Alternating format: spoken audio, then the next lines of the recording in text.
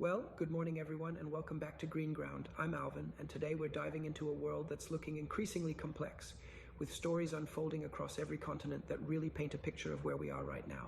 So settle in because there's a lot to unpack. Let's start in Eastern Europe, where tensions remain extraordinarily high. NATO fighter jets have been scrambled in Poland as Russia continues its relentless bombardment of Ukraine. This isn't just background noise anymore.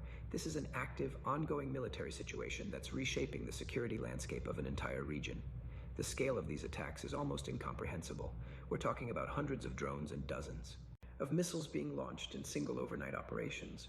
Ukraine's air defenses are working overtime, and Poland, sitting right on the border, has had to mobilize its own forces repeatedly to protect its airspace.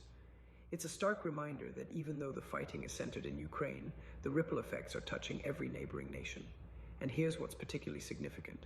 The European Union has stepped up with a commitment to fund Ukraine's economic and military needs for the next 2 years. This is sustained, serious support.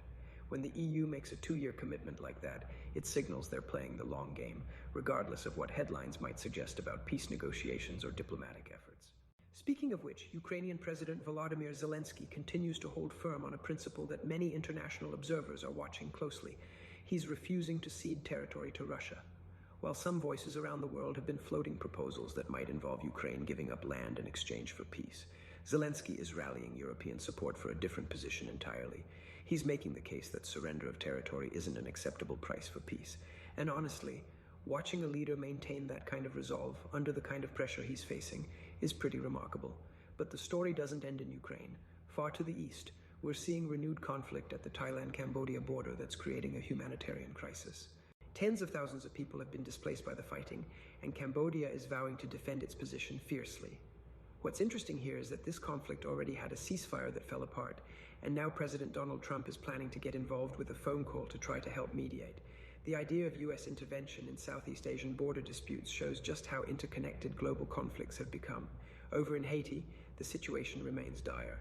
We're hearing reports of dozens being killed in clashes in Port-au-Prince as armed men have broken away from what was a dominant gang coalition.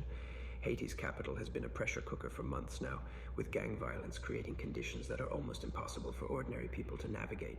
This is a humanitarian emergency that doesn't always get the attention it deserves.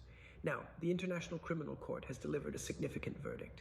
A Sudanese militia leader has been sentenced to 20 years in prison for atrocities committed in Darfur during the early 2000s. This is important because it represents the international community actually following through on accountability.